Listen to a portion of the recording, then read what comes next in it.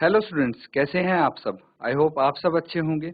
ICT virtual classroom में आप सबका स्वागत है। मैं विकास, बच्चों क्लास 7th का मैथ्स हम कर रहे हैं और आज एक नया टॉपिक, फ्रेश टॉपिक हम स्टार्ट करने वाले हैं जिसका नाम है डाटा हैंडलिंग। क्या नाम है? Data handling. तो इस चैप्टर को हम यहाँ पे कवर करेंगे। तो चलिए चलते हैं स्मार्ट बोर्ड पे और स्टार्ट करते हैं चैप्टर।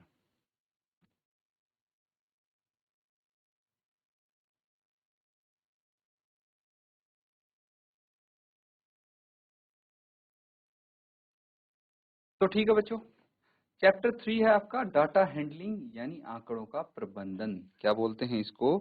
आंकड़ों का प्रबंधन। लिख लीजिए, डाटा हैंडलिंग हो गया।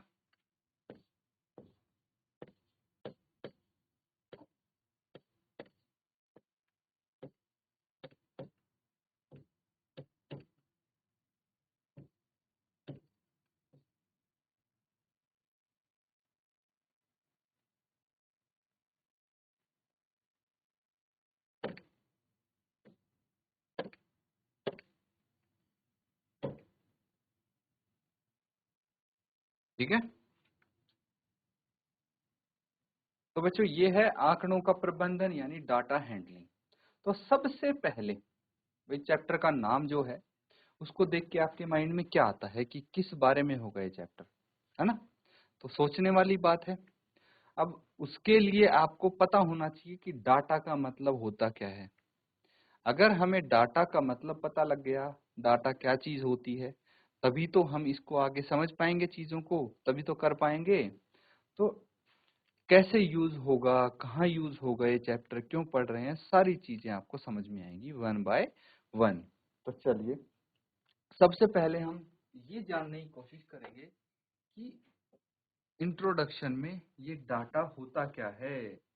अ data is a collection of numbers, words, measurements or just a description of things gathered to give some information, इसको बोलते हैं डाटा।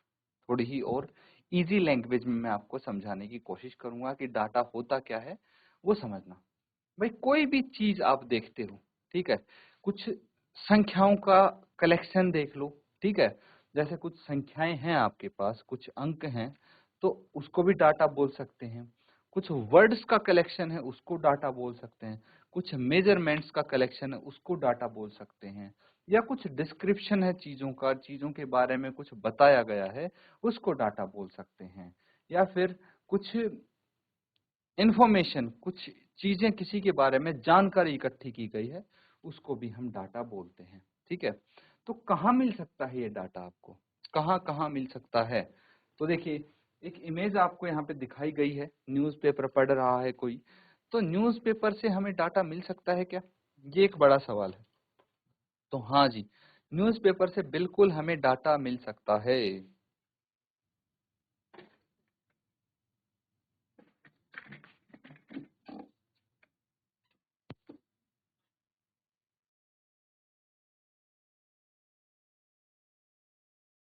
तो न्यूज़पेपर से बिल्कुल हमें डाटा मिल सकता है।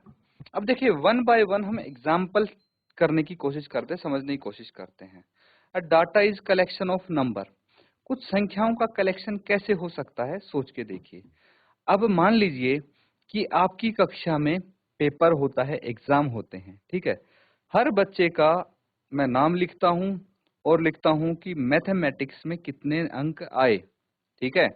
मान लीजिए क्लास में 20 स्टूडेंट हैं, 20 स्टूडेंट के अलग अलग मार्क्स आए हैं आउट ऑफ 100।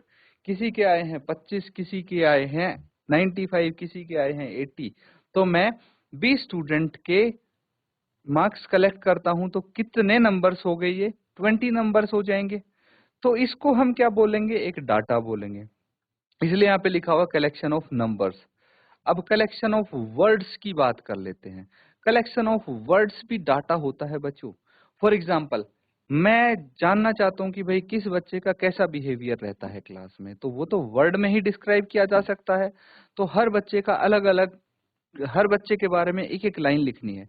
तो क्या हो गया, वो कलेक्शन ऑफ वर्ड्स हो गया, वो भी तो एक डाटा है जो स्टूडेंट्स के बारे में कुछ ना कुछ बताता है, ठीक है। आपकी क्लास से ही समझते हैं हर चीज।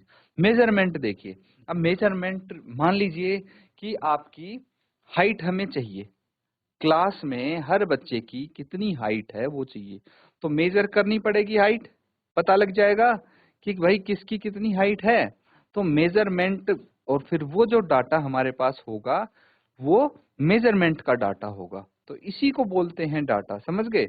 या फिर कोई डिस्क्रिप्शन हो गया, कोई भी जानकारी आपके बारे में इकट्ठी होती है, सबको हम क्या बोलते हैं, डाटा बोलते हैं, समझ गए बच्चों। तो इसको नोट कर लीजिए, ये काफी इंपॉर्टेंट डेफिनेशन आ जाता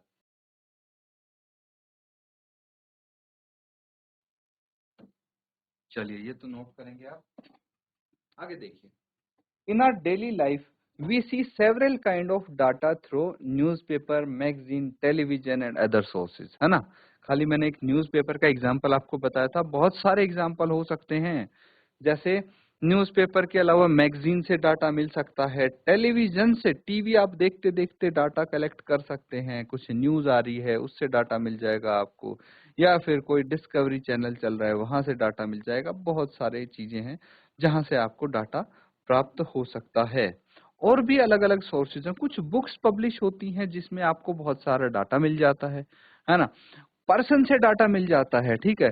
जैसे कहीं भी जाओगे आप, फॉर एग्जाम्पल आप गए रेलवे स्टेशन, ठीक है। रेलवे स्टेशन पे आपको कुछ डाटा चाहिए, डाटा इन द सेंस कि भाई आपको जानकारी चाहिए कि यहाँ पे किस टाइम पे कौन सी ट्रेन आती है, ठीक है। तो इंक्वायरी पे जाके आप पूछ सकते हैं, तो जो पर्सन बैठा होगा वो आपको डाटा दे देगा, ठीक है। तो अभी हम कर लेते हैं कंप्यूटर की बात, क्योंकि कंप्यूटर, मोबाइल फोन्स काफी यहाँ पे आजकल यूज में आते हैं। तो कंप्यूटर के थ्रू हमें डाटा मिल सकता है ना, बहुत सारी चीजों का, लगभग हर चीज का डाटा आपको नेट पे मिल जाता है, कंप्यूटर में मिल जाता है। तो इतनी सारी सोर्सेज हैं जहां से डाटा मिल सकता है। तो यही होता है आपका डाटा का एग्जाम्पल। नोट कर लिया सबने, डाटा क्या होता है, एग्जाम्पल की कहाँ से हमें डाटा मिलता है। अब कुछ एग्जाम्पल्स देखिए जैसे मैंने बताए थे, अब वो यहाँ पे आपको रिटर्न में मिलेंगे, अब उनको समझने की कोशिश करें। डेली लाइफ में देखिए, है ना, आपको बहुत सारी चीजों के थ्रू डाटा मिल जाएगा। यहाँ पे जो मेंशन नहीं है वो भी हमने डिस्कस कर लिया है। अब कुछ एग्जांपल यहाँ पे हम करने वाले हैं। Your performance in annual exam, मैंने बताया था कि भाई आपके किस बच्चे के कितने मार्क्स हैं, अगर मैं वो कलेक्ट करता हूँ एक सीट पे, दैट इज परफॉर्मेंस, है ना। आपका रिपोर्ट कार्ड, ठीक है, एग्जाम हो जाते हैं तो उसके बाद एक फाइनल एग्जामिनेशन के बाद रिपोर्ट कार्ड मिलता है कि भाई आपके कौन से टेस्ट में कितने मार्क्स आए, ओवरऑल कितने मार्क्स आए, कितने प्रतिशत मार्क्स आए, कौन से सब्जेक्ट का टेस्ट हुआ है, एंड एटसेट्रा एटसेट्रा। ये क्या है, ये आपकी परफॉर्मेंस है, और डाटा एक रिपोर्ट कार्ड के थ्रू तैयार होता है, ठीक है। चलिए आगे देखते हैं। The number of story books read by Ethan and his sister during summer vacation, of course वो भी एक डाटा है। कुछ स्टोरी बुक्स अगर पढ़ते हो आप, ठीक है, मान लीजिए इथन और उसकी सिस्टर ने कुछ स्टोरी बुक्स पढ़ी समर वेकेशंस में, तो वो भी उन्होंने डाटा कलेक्ट किया वहां से। Marks scored by student of class 7th in mathematics, ये एग्जांपल मैंने आपको दिया था कि भाई आपके किसी भी मैथ्स के टेस्ट में यहाँ पे एनुअल एग्जाम लिखा है, तो उसमें मार्क्स स्कोर्ड क्या है, यहाँ पे आपको 15 स्टूडेंट का डाटा दिया गया है, और 15 स्टूडेंट के ये मार्क्स हैं, किसी के 78, एक के 81 है, किसी के 57, 92, 88, 67, 94, 97, 82, 87, 75, 64, 96, 83, 86, क्या है ये सारा डाटा है कि भाई 100 में से इतने इतने मार्क्स आए हैं क्लास 7th के स्टूडेंट के। समझ में आ रहा है। अब डाटा क्या होता है समझ गए होंगे आप अच्छे से। दूसरा सवाल आता है कि हम डाटा इकट्ठा करते हैं तो कैसे करते हैं, ठीक है।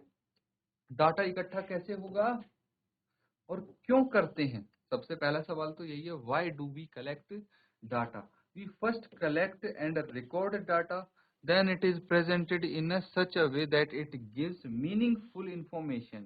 We primarily collect data for the following reasons. तो यहाँ पे बस इतना बताया गया है कि हम डाटा को इकट्ठा करते हैं, रिकॉर्ड करते हैं, मतलब कहीं पे लिख लेते हैं और उसको इस तरीके से हम प्रेजेंट करेंगे डाटा को लिखने के बाद कि एक तरीके से हमें वो दिखे, हम इजीली उस डाटा को रीड कर पाएं, बड़े से बड़े डाटा को आसानी से रीड कर पाएंगे हम, ठीक है। फॉर एग्जांपल आपका रिपोर्ट कार्ड है, आपके बारे में डाटा एक शीट पे मीनिंगफुल तरीके से प्रेजेंटेड होगा कि आप जल्दी से उसको रीड कर पाएं, पढ़ पाएं और एकदम आप रिजल्ट देख पाएं, ठीक है। इस तरह से डाटा हम कलेक्ट करते हैं। अब कुछ रीजन है जिसकी वजह से हम डाटा कलेक्ट करते हैं कि अगर हम कलेक्ट करेंगे तो डाटा का एनालिसिस कर पाएंगे, ठीक है।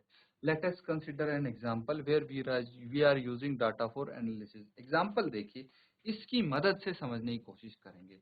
एक टेबल है, यहाँ पे टॉप 5 स्कोरर्स हैं फीफा वर्ल्ड कप में, ठीक है। फीफा वर्ल्ड कप में 5 स्कोरर्स हैं। हैरी केन, एक हैरी केन नाम का है फुटबॉलर जिसने 6 गोल किए हैं। कितने?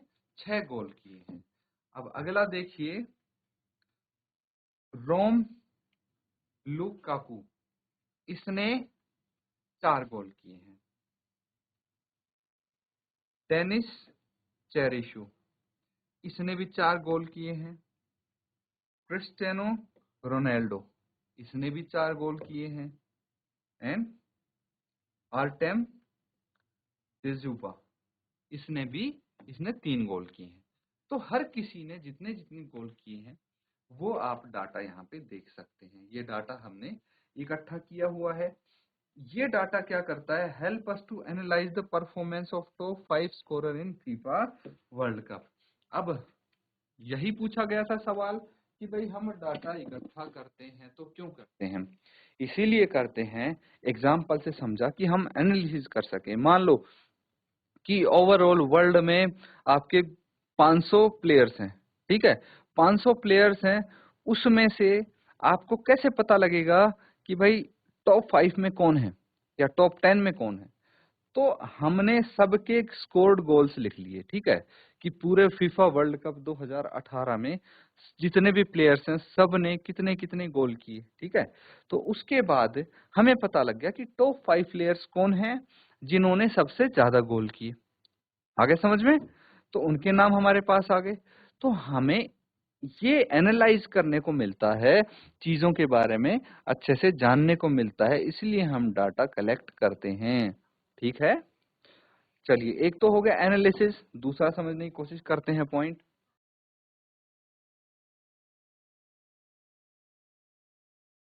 कंपैरिजन। कंपैरिजन यानी तुलना करते हैं हम, ठीक है। तुलना करने के लिए हम डाटा इकट्ठा कर लेते हैं। कैसे? समझेंगे। Data is useful for comparison of data sets, ठीक है। कैसे? अब देखिए, कुछ क्रिकेटर्स के नाम हैं, ठीक है। MS धोनी, केदार जाधव, दिनेश कार्तिक, सबने सुना होगा नाम इनका। अब देखिए, टोटल कितने मैचेस खेले हैं? 341, 59 एंड 91, इतने मैचेस इन्होंने खेले हैं। टोटल रन स्कोर्ड कितने किए हैं? MS धोनी ने 10,500, 1,174 और दिनेश कार्तिक ने 1,738 रन स्कोर किए हैं, ठीक है। तो यहां से मैं पूछूंगा कि भाई आप मुझे बताओ मैक्सिमम मैचेस किसने खेले हैं? तो सब एकदम से बोलेंगे MS धोनी। क्यों? हमारे पास डाटा है और कंपेयर करके हम तीनों प्लेयर्स में से बता सकते हैं कि सबसे ज्यादा किसने स्कोर किए। मैं पूछूंगा सबसे कम मैचेस किसने खेले हैं, तो तीनों को कंपेयर करेंगे, आप बोलेंगे केदार जाधव ने सबसे कम मैचेस खेले, वो भी 59। तो हमने कंपेयर करके बता दिया, इसीलिए डाटा इंपॉर्टेंट है। अब बताओ कि लोवेस्ट रन किसने स्कोर किए? ऑफ कोर्स केदार जाधव ने लोवेस्ट रन स्कोर किए। चलिए, अब देखिए हाईएस्ट स्कोर किसका है? MS धोनी का हाईएस्ट स्कोर है, ऑब्वियसली यहाँ पे देख पा रहे हैं हम। अगर हम बात करते हैं कि लोवेस्ट स्कोर किसका है किसी भी इंडिविजुअल मैच में, तो दिनेश कार्तिक का है। एवरेज स्कोर की बात करें तो दिनेश कार्तिक का सबसे कम एवरेज स्कोर है और MS धोनी सबसे ज्यादा एवरेज स्कोर है। स्ट्राइक रेट की बात करें तो वे स्ट्राइक रेट यहाँ पे निकल के आती है MS धोनी की 87.55, जबकि केदार जाधव की 102.53। तो हाईएस्ट स्ट्राइक रेट किसकी है? केदार जाधव। इस तरह से बच्चों आप बता सकते हैं, कंपेयर कर सकते हैं अगर आपके पास डाटा होगा तो। और इससे हमें क्या पता लगता है? प्लेयर्स की परफॉर्मेंस इजीली पता लग जाती है। नहीं तो आप ढूंढते रहो, कैसे पता लगेगा? Without any data. ठीक है, तो आप बोल सकते हैं कि from the given table we can easily compare the performances of cricketers. We can find which cricketer among these three have played maximum matches, अभी बताया था मैंने। और स्ट्राइक रेट किसकी हाईएस्ट है, बताया अभी। तो इस तरह से कंपैरिजन करने के भी काम आता है, ये समझ लीजिए। ये पॉइंट्स लिख लीजिए बच्चों, आपको पता लगेगा कि डाटा का यूज क्या है ना, क्यों हम डाटा कलेक्ट करते हैं। अगला प्रिडिक्शन। प्रिडिक्शन के लिए भी हम डाटा कलेक्ट करते हैं। मतलब वेदर फोरकास्ट मान लीजिए, तो उसके लिए पिछला डाटा उठाते हैं, प्रीवियस डाटा उठाते हैं, और हम वेदर कंडीशंस को कंपेयर करते हैं, और हम जो फ्यूचर का डाटा है उसको, उसका अंदाजा लगाने में, प्रिडिक्ट करने में हमें मदद मिलती है। ठीक है, फॉर एग्जाम्पल देखिए यहाँ पे ये इमेज देख पा रहे हैं, रिलेट कर पा रहे होंगे, ये वेदर रिलेटेड इमेज है। ठीक है, आपने कई बार देखा होगा न्यूज चैनल्स पे, भाई जो एंकर होते हैं वो पीछे ऐसा बैकग्राउंड कुछ आता है और वो बताते रहते हैं कि कहाँ का वेदर कैसा हो सकता है, आने वाले इतने दिनों में कैसा हो सकता है। तो ये कैसे पता लगता है? हमारे पास पिछला डाटा है। ठीक है, अब आप ऐसे मान के देखिए कि सबको पता है कि भाई हमारे समर्स कब आते हैं, है ना, कौन से मंथ में समर रहते हैं, उसके बाद आपका रेनी सीजन स्टार्ट हो जाता है। तो कौन से मंथ में रेनी सीजन होता है, तो बारिश होने की सबसे ज्यादा संभावना कब होती है? कैसे प्रिडिक्ट किया, कैसे अंदाजा लगाया आपने? क्योंकि पिछला डाटा है, पिछले 1 2 साल 10 साल, पिछले 10 साल से भाई इन्हीं मंथ्स में बारिश होती है ज्यादा। तो आप बोल सकते हैं कि भाई जुलाई अगस्त में ज्यादा बारिश होती है पूरे साल के कंपैरिजन में, क्योंकि पिछले कुछ सालों में हमने देखा है ये होते हुए। तो हम कंपेयर कर सकते हैं, हम प्रिडिक्ट कर सकते हैं। ठीक है, तो इसीलिए डाटा इज वेरी इंपॉर्टेंट। समझ में आ गया? अब देखिए हमने ये सीखा है कि डाटा क्यों जरूरी है, डाटा होता क्या है, पहला पॉइंट तो ये। दूसरा, डाटा क्यों इकट्ठा करते हैं हम, और तीसरा, हम डाटा कलेक्ट कैसे करते हैं। ठीक है, अब ये यहाँ पे डिस्कस करने वाले हैं। देखिए कलेक्टिंग डाटा यानी आपको कुछ ऐसे दिया होगा, the district football association has recorded the height in centimetre of football players of the district team. The heights of players are 152, 151, 148, 163। ये सब क्या दे रखी हैं? हाइट दी हुई है।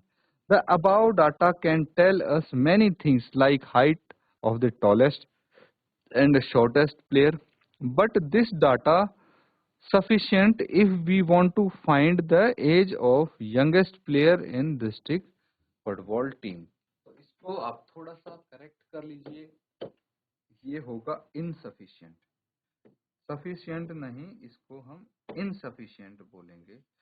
तो यहाँ पे आपको कुछ डाटा दिया गया है, देख सकते हैं। हाइट दी गई है प्लेयर्स की सेंटीमीटर में, ये हाइट है फुटबॉल प्लेयर्स की सेंटीमीटर में। तो अगर मैं पूछूं सबसे ज्यादा हाइट कितनी है फुटबॉल प्लेयर टीम्स की, अगर हम देखें तो मैक्सिमम हाइट क्या है, तो आप बोलेंगे 167 सेंटीमीटर सर, मान लिया चलो। सबसे कम हाइट क्या है, तो फिर पूरा डाटा आप चेक करेंगे और बोलेंगे 143 सेंटीमीटर सर, चलो मान लिया। मतलब हाइट अगर मैं पूछूं तो बता सकते हैं आप, लेकिन हर चीज बताने के लिए डाटा सफिशिएंट नहीं है। जैसे ये डाटा हमें ये नहीं बता सकता कि भाई किस प्लेयर की सबसे ज्यादा एज है, या सबसे छोटा प्लेयर कौन है, मतलब youngest, not in terms of height, in terms of age सबसे छोटा प्लेयर कौन सा है, क्योंकि एज का डाटा हमारे पास है ही नहीं। ठीक है, तो ये कलेक्शन ऑफ डाटा होता है, ये हम समझेंगे। अब क्या हुआ, डाटा क्या होता है, डाटा क्यों जरूरी है, हमें क्यों चाहिए होता है डाटा, कलेक्ट क्यों करना है, ये पता लग गया। और कलेक्शन ऑफ डाटा से हमें किस किस चीज का आंसर मिल सकता है ये पता लग गया।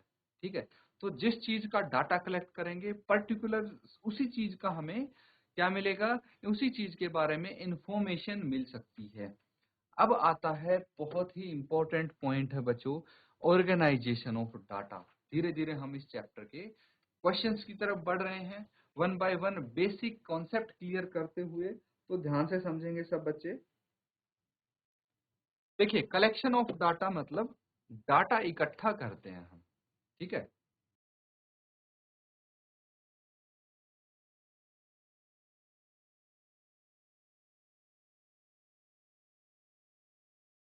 डाटा इकट्ठा करके उसको ऑर्गेनाइज भी करना होता है।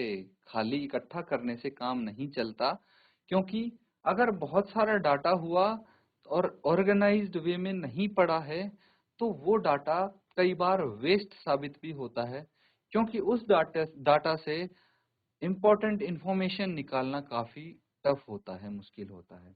ठीक है, फॉर एग्जाम्पल अभी पिछला हमने कुछ किया, ठीक है, इसको छोड़िए। अभी हमने देखा कि भाई कुछ हमारे पास फुटबॉल प्लेयर्स के नंबर ऑफ गोल्स लिखे हुए थे कि किसने कितने गोल किए। समझ में आ गया। अगर यही डाटा आपके पास 500 प्लेयर्स का होता तो लगभग ये मान लो 8 से 10 शीट में आता। ठीक है, रैंडमली हमने डाटा लिख दिया होता। रैंडमली मतलब किसी ने 0 गोल किए, किसी ने 1 किया, फिर किसी ने 5 किए हुए हैं, किसी ने 6 किए हैं, किसी ने 8 किए हैं। तो 10 पेज में से आपको हाईएस्ट गोल स्कोरर ढूंढना है, कितना समय लगता आप बताइए मुझे। 10 पेज हैं, कम से कम 10 से 15 मिनट तो लगते ना, नहीं कम से कम 5 तो लगेंगे, है ना। तो डाटा ऑर्गेनाइज्ड नहीं है, इसीलिए हमें ज्यादा समय लगेगा डाटा को सर्च करने में। ठीक है, मान लीजिए कि हमने एक सिटी के लोगों की एज लिखी है। ठीक है, एज लिखी है तो उसमें अलग अलग एज होगी, किसी की 2 साल, किसी की 5 साल, किसी की 10 साल, किसी की 50 साल, किसी की 80 साल। अब सिटी में है मान लो 30 लाख लोग, तो 30 लाख लोगों की एज कितने पेजेज में आएगी, बहुत सारे, 100, 200, 500, कितने पेज में आएगी सोचो आप। अब वो पेज डाटा ऑफलाइन पड़ा है आपके पास, तो आपसे पूछा गया कि भाई इसमें से बताइए कितने लोगों की एज 50 ईयर्स है, 50 साल, कितने लोगों की एज है, क्या आप बता पाएंगे। बहुत समय लगेगा आपको, हो सकता है एक पूरा दिन भी लग जाए ये निकालने में कि कितने लोगों की एज 50 ईयर्स है। इसीलिए ऑर्गेनाइज करना बहुत जरूरी है डाटा को।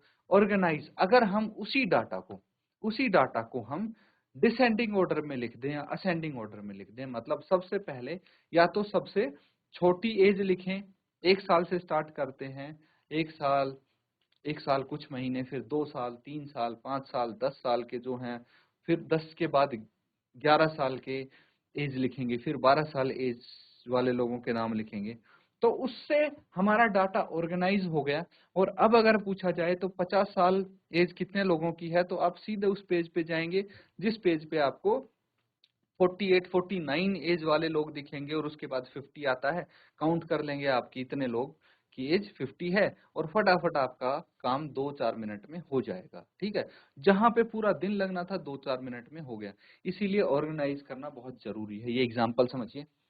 ठीक है, एग्जाम्पल यहाँ पे दिया है, the collection, recording and presentation of data help to draw inferences from them.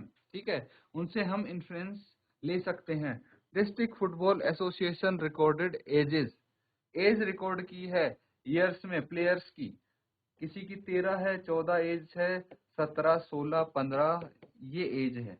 तो ये है रॉ डाटा है। रॉ डाटा कैसे है, देखिए रैंडमली लिखा हुआ है, एज 13 सबसे पहले आ गई, फिर उसके बाद एज 17 बीच में डाल दी, फिर एज 12 बीच में आ गई। तो कोई इसका पैटर्न नहीं है डाटा का, इसीलिए इसको रॉ डाटा बोलेंगे। रॉ डाटा क्या हुआ, रॉ डाटा मतलब ओरिजिनल डाटा, ओरिजिनल फॉर्म में है। ये क्या है, ओरिजिनल फॉर्म में है।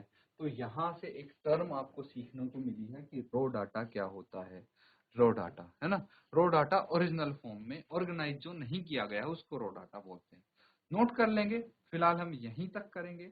बेसिक चीजें सीखी हैं आपने, तो इसको आप अच्छे से नोट करें।